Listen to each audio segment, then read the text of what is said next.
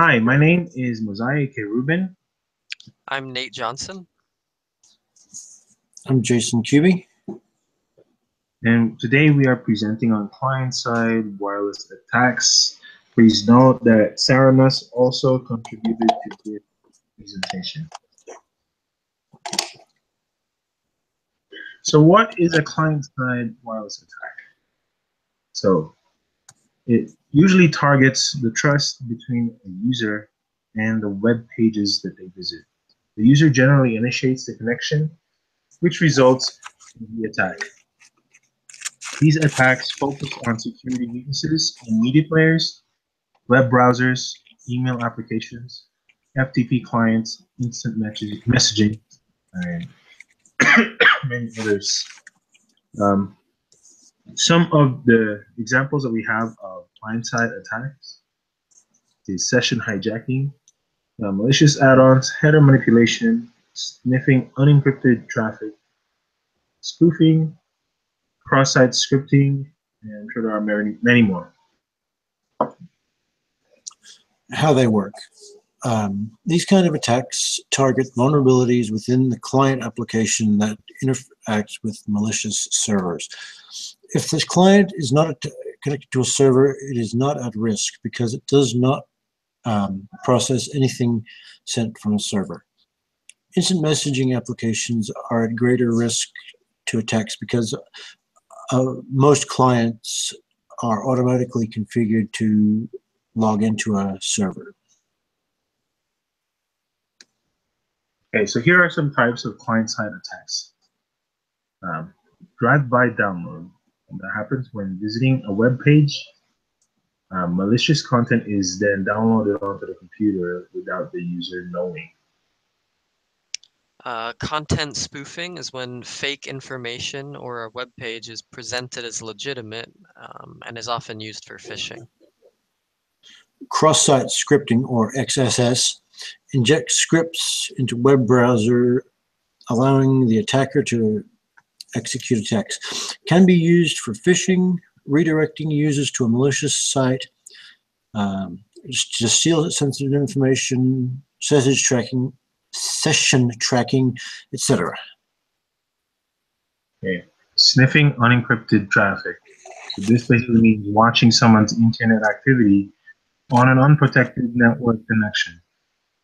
An attacker can see sensitive information being sent or accessed on the network. And header manipulation, which injects malicious instructions into an HTTP header, which can then carry out a number of other attacks. Okay.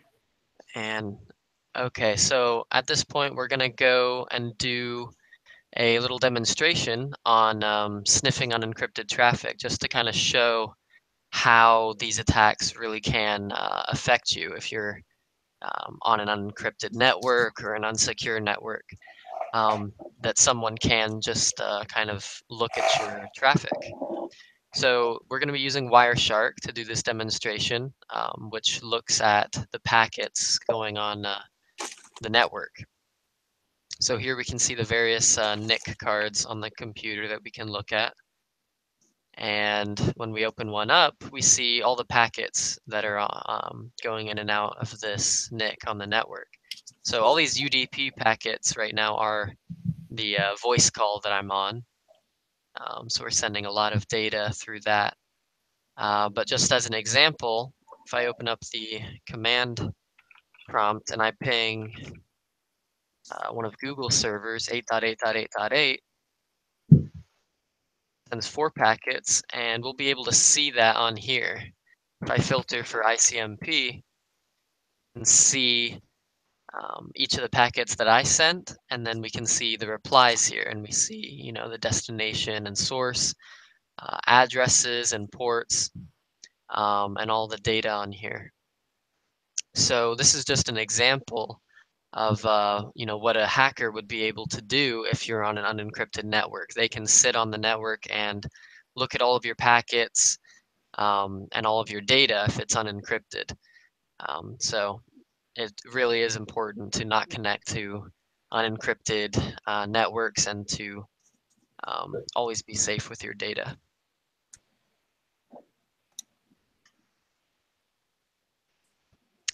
So now we're going to talk a little bit about prevention. How can we prevent client-side attacks from happening?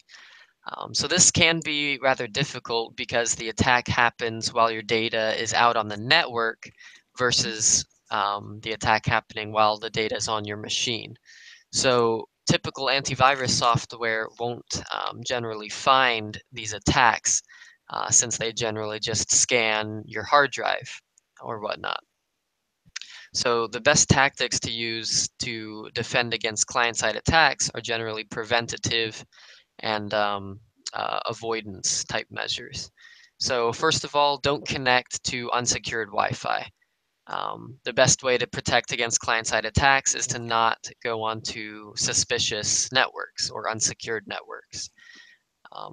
As kind of an extension of that, just always have your Wi-Fi disabled on your phone or laptop when you're not connected to a secure network. That way, someone can't use your Wi-Fi to get into your data. In the event that you do need to connect to a network that you don't completely trust, using a VPN is a great way to secure your connection and to prevent a lot of different phishing and spoofing type attacks.